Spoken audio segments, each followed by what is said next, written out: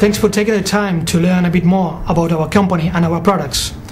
Well, I would like to tell you about what it makes Repsol different from other companies.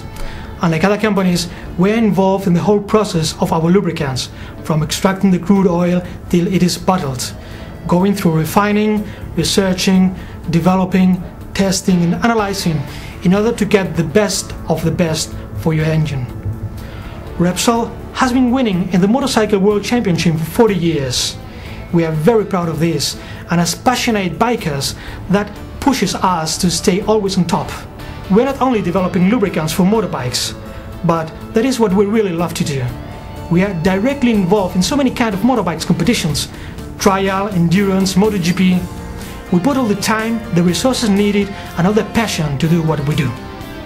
And in that extent, I want to introduce you to our range of motorbike products, Repsol Moto, as standard oil, Repsol Motor Rider.